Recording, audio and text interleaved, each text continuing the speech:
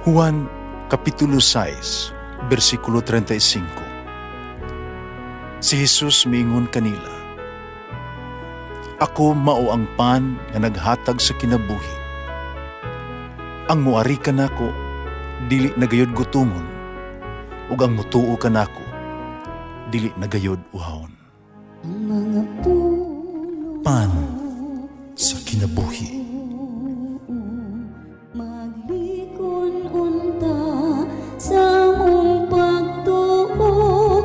Gagakakabi sa pagtuman sa imong mahal nga kasuguan. Ang ginumanaa kaninyo.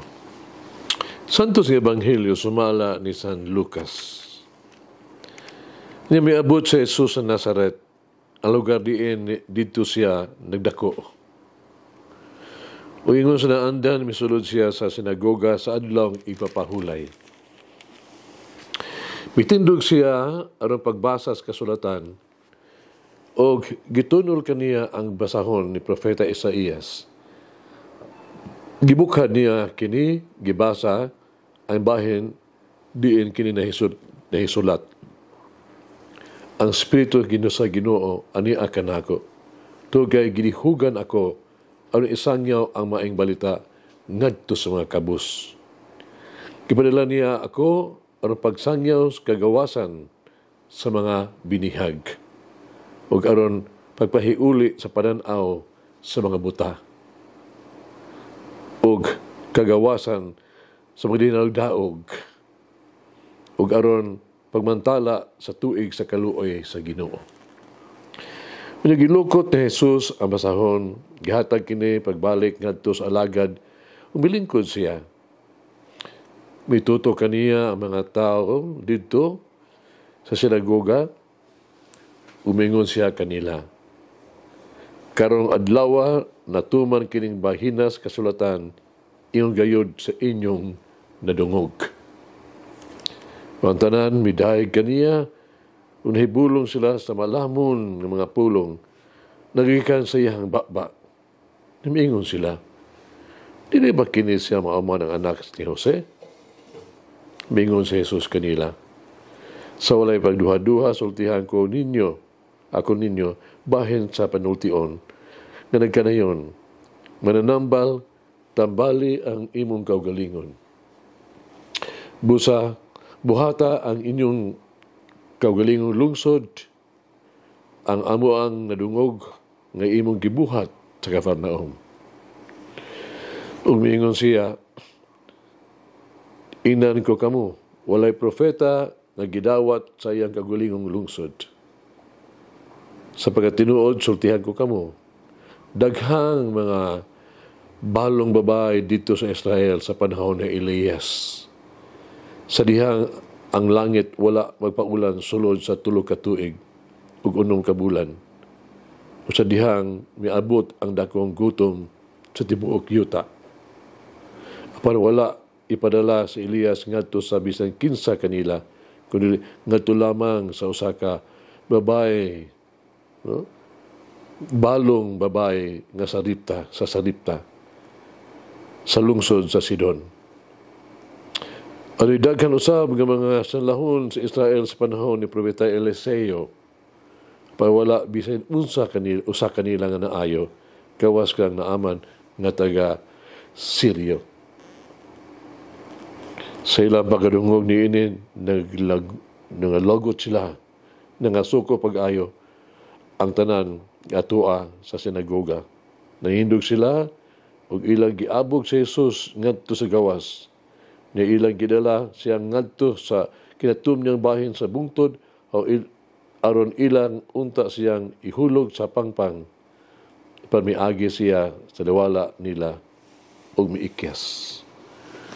Ang Ebanghelyo sa Ginoo. Pasalamati ang Ginoo kay siya maayo, ang iyang gugma mulungtad hangtod sa kahangturan. Pasalamati ang Diyos sa tanang mga Diyos. Ang iyang gugma malungtaron, pasalamati ang Ginoo. Sa mga Ginoo, ang iyang gugma malungtaron.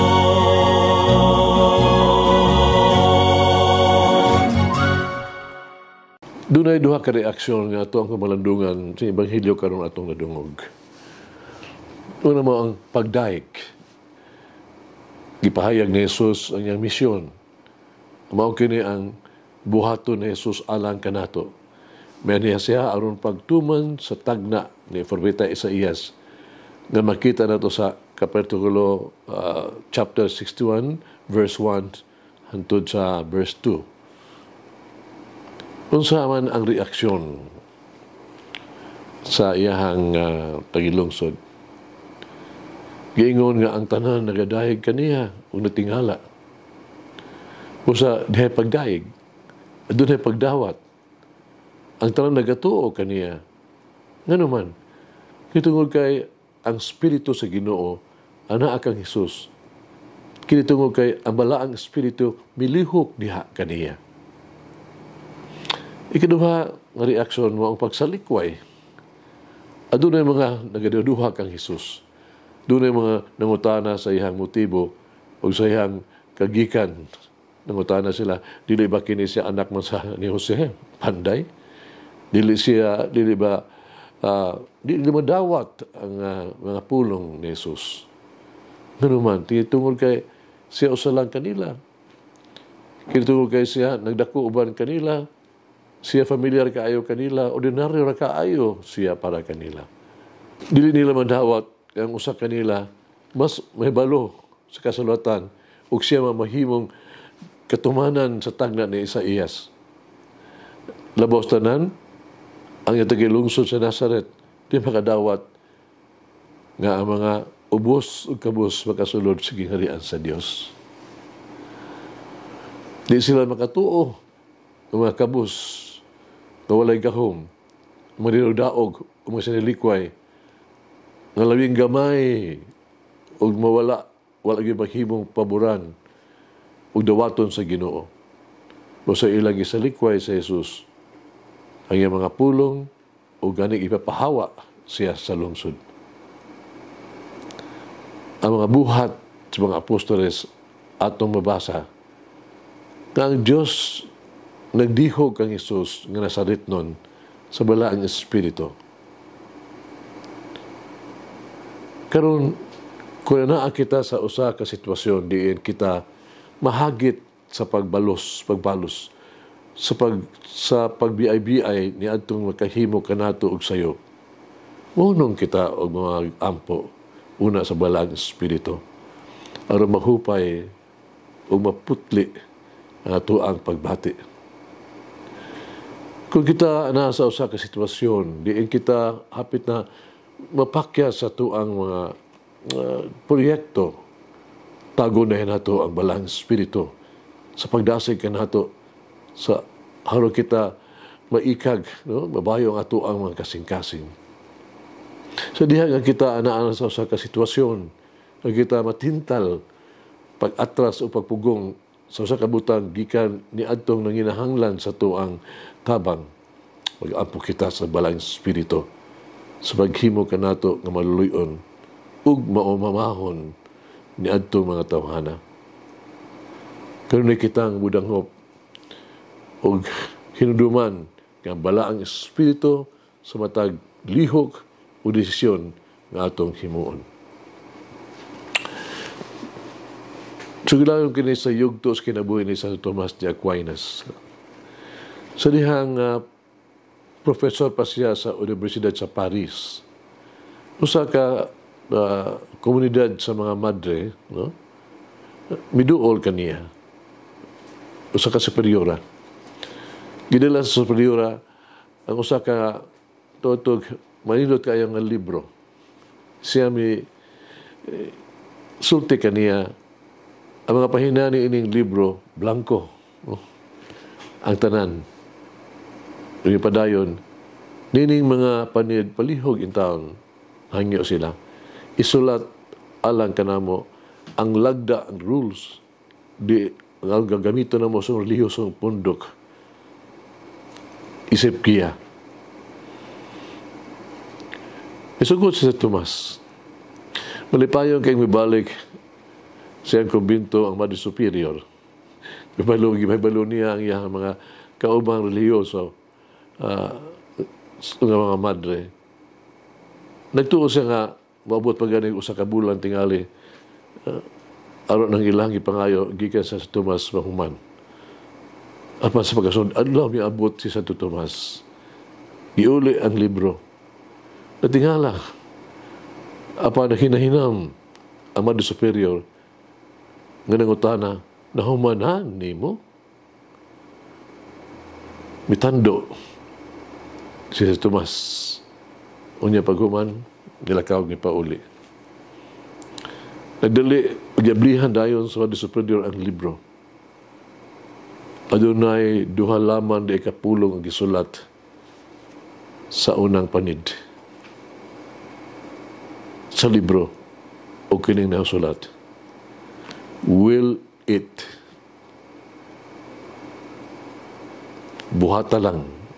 As if there's a will, there's a way. Will it. Hagit, igsoon.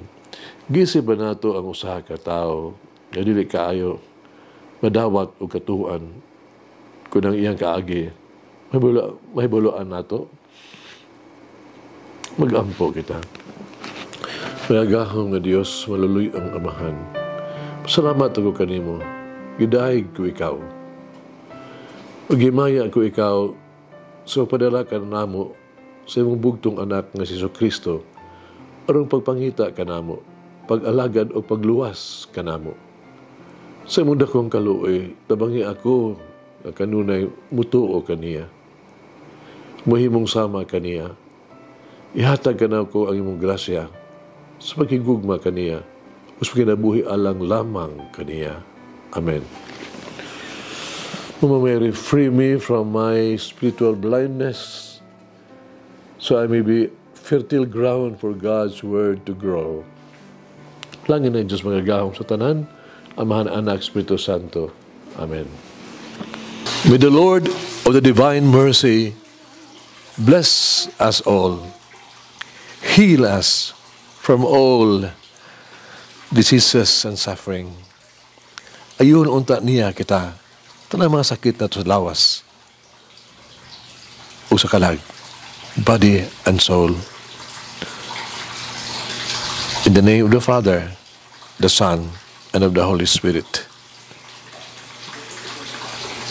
Jesus, I trust in you. Amen. Whoever eats the bread of life will never hunger, says the Lord. Kay galaan inyong nabati ang pagpaambit ug hamubong pamalandong sa pulong sa Dios pinaagi sa tulumanon. Pan sa kinabuhi nga gidumala ni Monsignor Daddy Silva. Hangtod na usab sa sunod higayon, daghang salamat.